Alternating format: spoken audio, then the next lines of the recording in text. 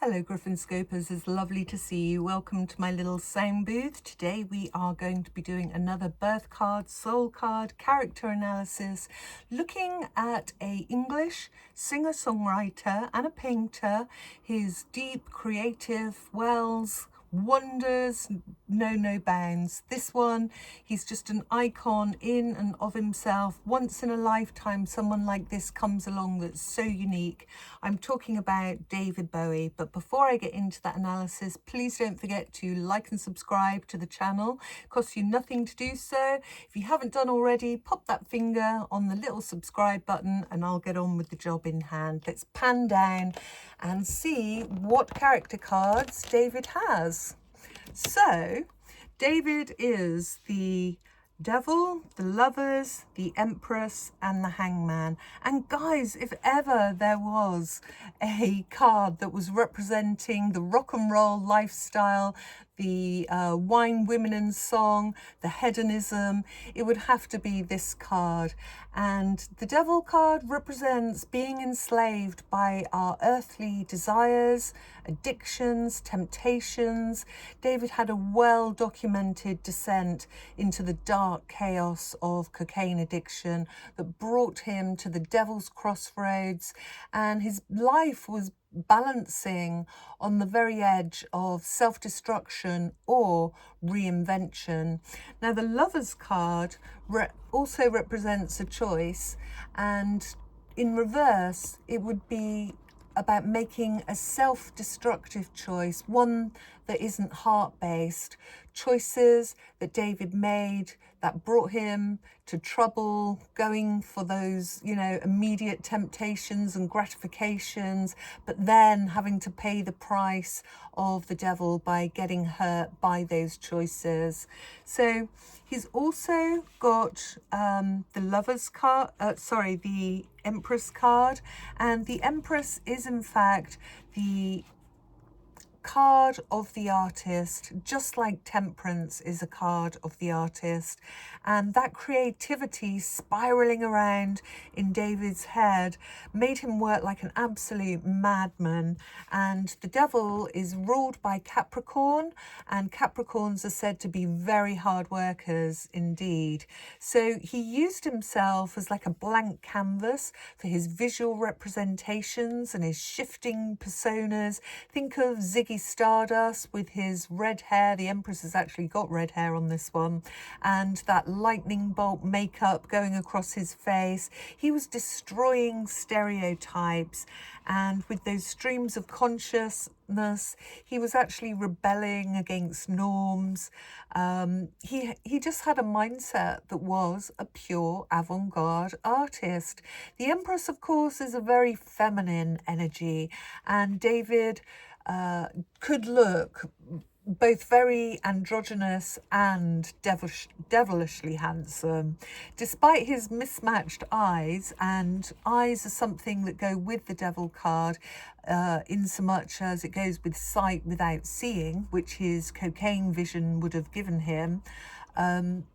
Despite that, he was incredibly hypnotizing, very worldly, otherworldly, should I say, quite alien-like in some respects. This really came through on some of those photographs, but always mesmerizing and seductive.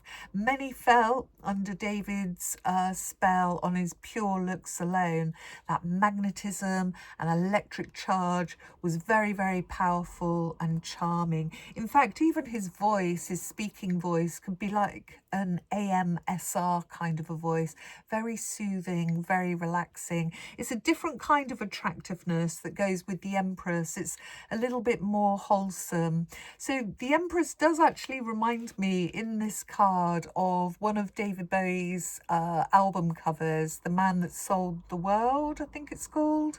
And he is looking quite androgynous, but doing so very artistically and tastefully. He's got a long dress, long hair, and it just seems to epitomize this image for me.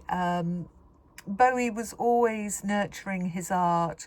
He never stopped. He was into sexual liberation as well, even though he was married to Angie Bowie.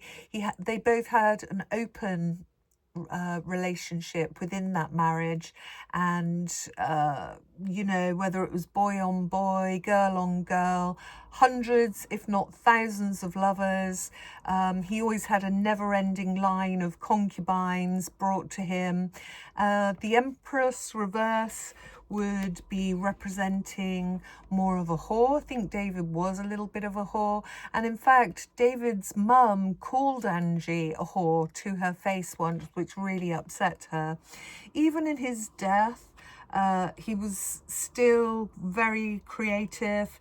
He released an album a couple of days after he died called Dark Star, and when I look at that star on the devil's forehead, I'm reminded of David's coke-fueled days when he was absolutely fascinated by the supernatural and the occult. He used to read tons of books on the occult, and he would also draw these pentagrams on his walls at home.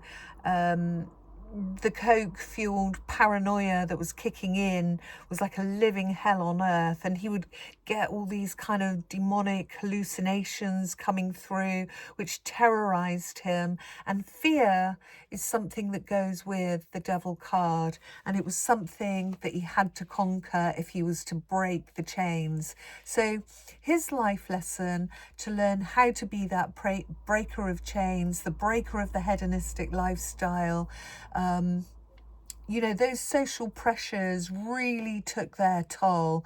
It was stress on the mind, the body, the spirit. His body went down to about 80 pounds. He was looking thin, emaciated, very, very pale. And he never lost his passion for the music, despite during that era, it's high tide, you know, he was losing a lot of money. Now, very good bank managers can come from the devil card, but also in David's case, he found it really difficult because he wasn't taking care of his money to pay his taxes. So his life lesson from the hangman would be to, you know, just take a pause, a break, and chill out to gain a different perspective on life. And I've found with these hangman characters that they will, in fact, come to natural pauses in their life where they just cannot seem to push forward or break through a stuckness or a creative block.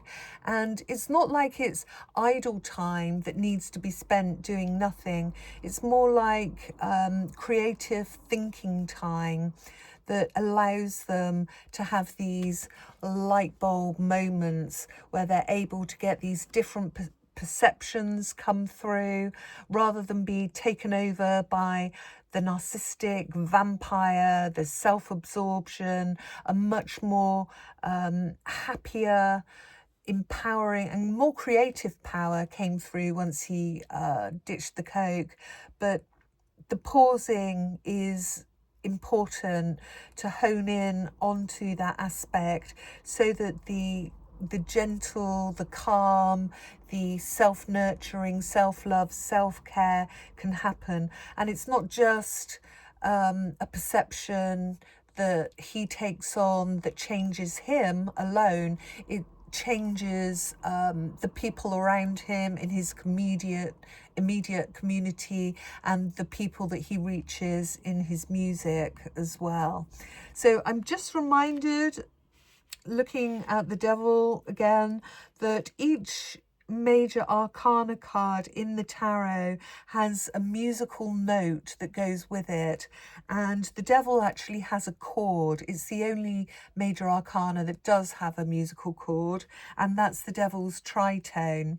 And during this unsettling time of his high tide of the coke era, he was writing a lot of songs that incorporated the devil's tritone chord. I'm thinking about a particular song, Station to Station. It was about 10 minutes long, this song, and almost throughout you get the devil's tritone. It's a very uneasy, unsettling chord to the ear. yeah, it has a certain effect on you, which is not necessarily desirable. And also in churches and places of worship, the devil's dry tone is not allowed to be used in the songs, in the hymns, in the music, because of its devilish connotations. So did David actually manage to live through some of these life lessons successfully and change as a result and learn? Well, I would say in a lot of ways, yes, he did.